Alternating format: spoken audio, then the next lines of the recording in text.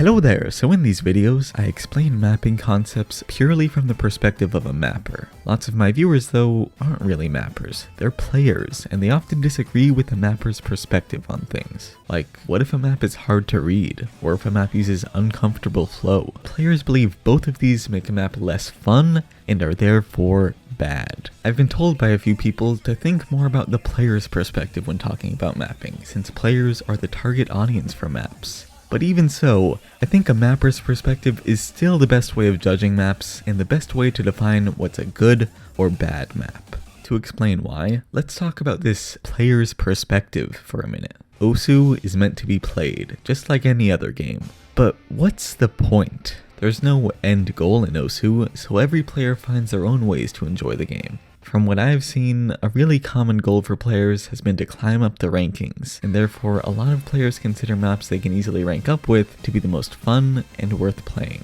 This idea of comfortable and playable mapping being the most fun is what I'd call the conventional player's perspective. But aside from that, there are definitely other ways to play the game and have fun. For example, there are tons of players who enjoy older maps that are basic in their design and don't use any modern types of flow or spacing. There's also players who prefer maps focused on reading and interpretation rather than just moving your hand really fast. You may know me as a mapper, but even I'm a player who has different reasons to play. I try to play as many different maps as possible while seeing what concepts I use and then eventually moving up in the score ranking. All of these ways that people have fun in Osu require different sets of skills from the conventional player's perspective, and therefore don't really line up with what a conventional player finds fun.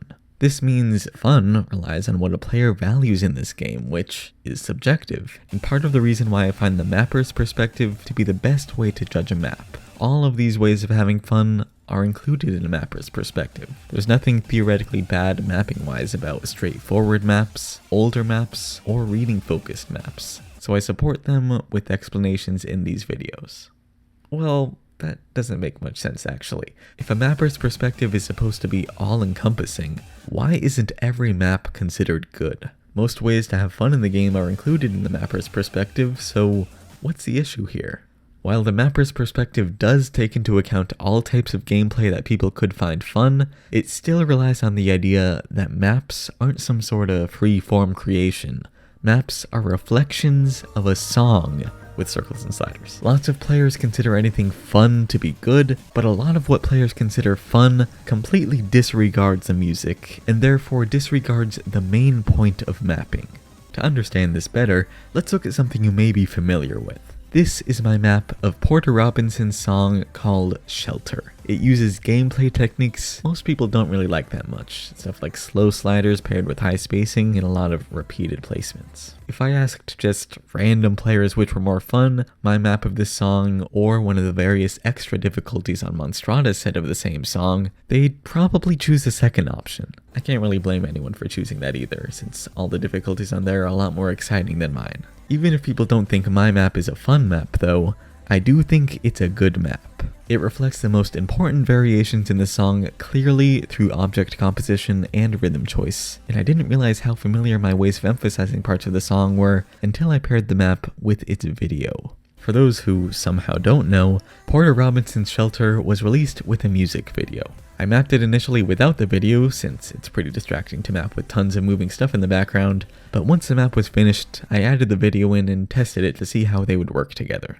This video is a music video, meaning aside from showing the story of cute anime girl in Wonderland, it complements the song through visuals. For example, you've probably heard of this thing called the rule of thirds before. It's like a way to frame shots in photography where the subject of an image is placed in a third of the frame horizontally and vertically because, well, it looks cool. Most shots in Shelter's music video utilize the rule of thirds while the song just isn't doing anything particularly special, and by repeating that same type of shot composition, you get used to seeing it. Right before the first chorus in the song though, which is the first drop, the song changes. It's been building up, then right at this point, that build-up completely stops. Because the song changes, visuals in the music video also change. The subject is symmetrically placed in the center of the frame here without any movement. Then when the song picks up again, there's lots of active visual movement and the rule of thirds comes back. This shot breaks the repeated usage of the rule of thirds to indicate something special in the song. Back when I was mapping this, I didn't have the video in the editor, as I already said, but I still recognized the lack of energy before the first chorus and how different it was from all the music right before that. So I made it stand out with circles forcing no movement in centered, symmetrical placements. Pretty much the same stuff the music video did, just through mapping instead of visuals. Alright, yeah, anyone could figure out the visuals in Shelter relate to the song, and there's tons of other examples to help prove that. Why does any of this matter? I think it's for you to understand that just like how Shelter's video complements the music, mapping choices should too. If this video were just random visuals of this girl's story, it would probably be entertaining to a lot of people. I mean, I'd probably enjoy it too. But Shelter isn't just a video, it's a music video, and the music is an essential part of how it's designed. The same thing goes for any map too. A map is more than just a map in a game for players to play, it's a map in a rhythm game for players to play and relate that experience to the music.